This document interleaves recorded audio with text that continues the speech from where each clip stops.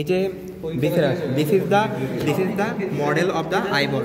এখন কথা হলো এই আইবলটা কোন সাইডের আইবল, এটা হচ্ছে কোন সাইডের আইবল, এটা হচ্ছে রাইট সাইডের আইবল। কীভাবে রাইট সাইডের আইবল, এটা হচ্ছে এই যে অপটিক নার্ভটা হচ্ছে পোস্টেরোমিডিয়ালি থাকবে, আর এটাকে আমি যে কাটা অংশটা এটা সবসময় আমি ল্যাটারালি রাখবো, ঠিক আছে।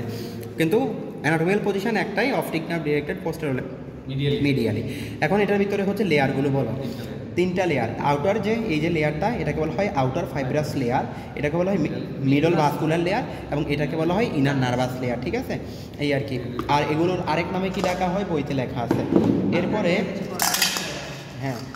এরপরে হচ্ছে এগুলোর ভিতরে হচ্ছে এই যে এগুলোকে বলা হয় রেটিনা। রেটিনার ভিতরে কি থাকে, রড এবং কোন সেল, ঠিক আছে। এই যে এটাকে কি বলা হয়, না একটু পোস্ট করতে।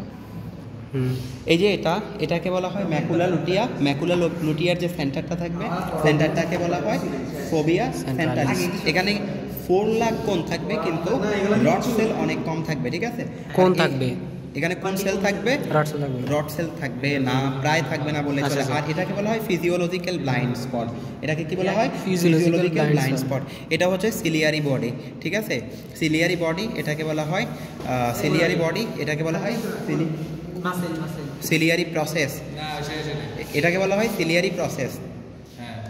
এটা সিলিয়ারি প্রসেস,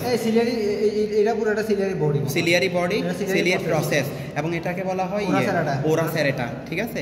আর কোনটা সাসপেন্সরি লিগামেন্ট, এটা হচ্ছে রেটিনা, পুরো হলুদটা হচ্ছে রেটিনা।